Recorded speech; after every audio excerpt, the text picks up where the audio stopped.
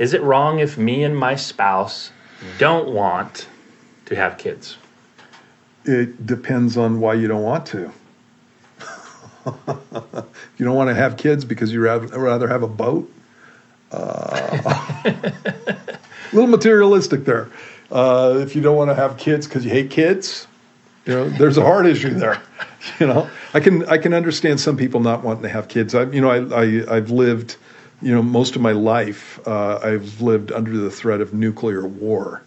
And there were times when it got pretty intense, back in the 80s. It's getting more intense right now. Mm-hmm. And so people get scared about that. And why would I bring bring a child into this world and that kind of stuff? I can understand that type of thinking. But you know what the standard is? God said, be fruitful and multiply. And I think that he knows what he's talking about. And so I can understand some things. You don't want to, if it is just because of selfishness, that's something you need to deal with, and you're missing out on a blessing. The Bible says that the fruit of the womb is a gift from God.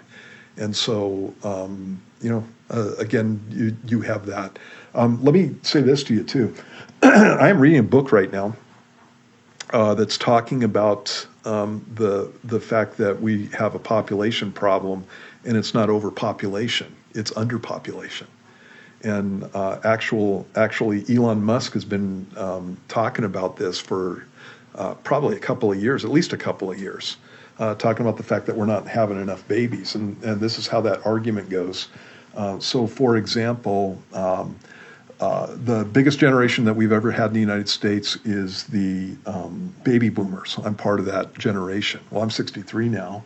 And so I'm at the tail end of the baby boomer generation, and so they're all retiring at this point, okay? So biggest generation there ever was. They had kids afterwards, and generally speaking, you're talking about the millennials at that point. And the argument that this writer is making, he's non-Christian, by the way, argument that this writer is making is that the millennials are lazy and they don't really care to know anything, and so it's a pretty accurate argument in my opinion. Yeah, and so they have no way of replacing the baby boomer generation as far as taking care of our infrastructure and our culture and our leadership, and so a real danger there. And they're a smaller generation.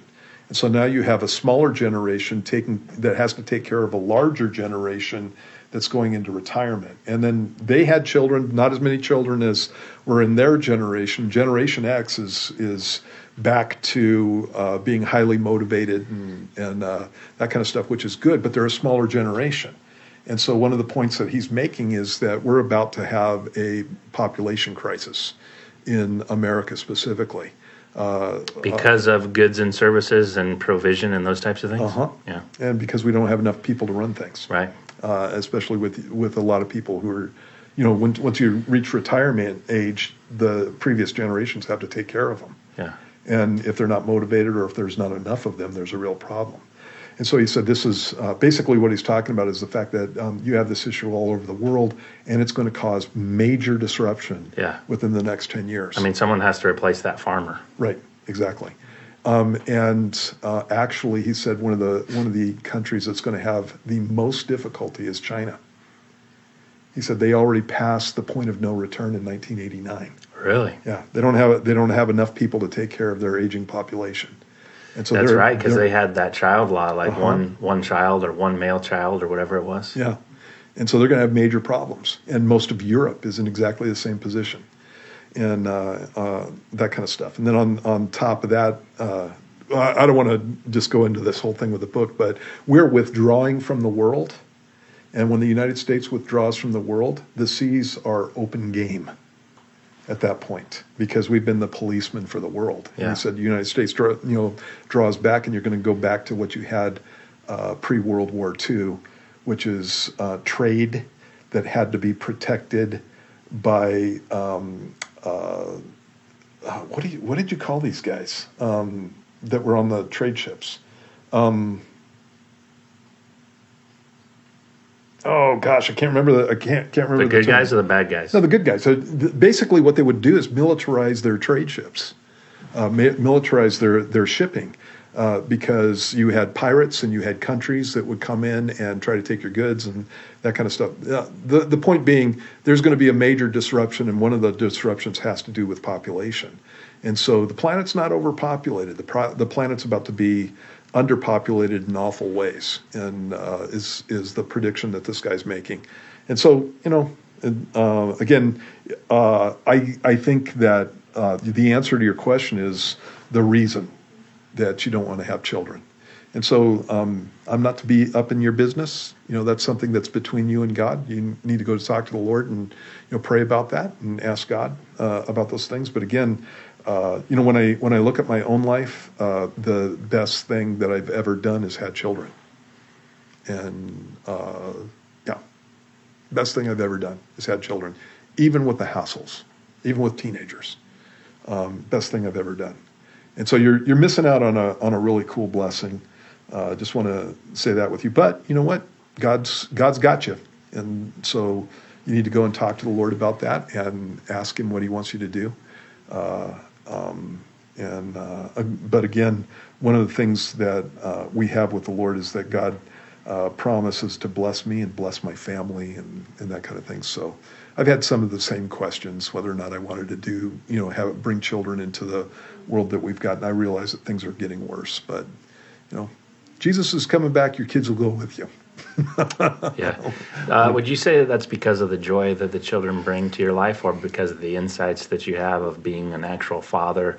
All of the above. Well, insights of being an actual father. God showed me some really cool things through that, and made me make some attitude changes and that kind of stuff. But nah, it's nothing but the joy. Yeah. It's all about that. It's all about, it's like I love my daughter and I love my son, and it's like I still kiss him. I don't know if he likes it. I don't care. It's a holy kiss. Yeah. We talked about this last Sunday. Holy kiss. It is interesting, though. You know how the unbelievers or the world has all these great ideas, whether it's scientific, and I say that in air quotes if you're listening on the radio. But the idea, like the Bill Gates, that our population is overgrown and it's going to destroy the planet, can actually be the opposite because of the argument that you just laid down. Yeah, it's going to get bad. It's going to get bad, even though they think they're so smart. Yeah. And that what they're doing is actually helping. Yeah. And so we're not in as bad a situation because we're actually geographically in a pretty good spot. We got two oceans protecting us, and we've got good neighbors to the north and the south, even with the southern border thing. We've got two good neighbors there, and we've got infrastructure and that kind of stuff. And we're not in a position where we've got an undergrowth of the population. We're about 1.8 per family. And so it's not too bad. But in other countries, it's really bad. Japan is really bad. Right now, they're in a really bad position as far as this stuff goes. Most of the Far East is in the same position, but especially China. So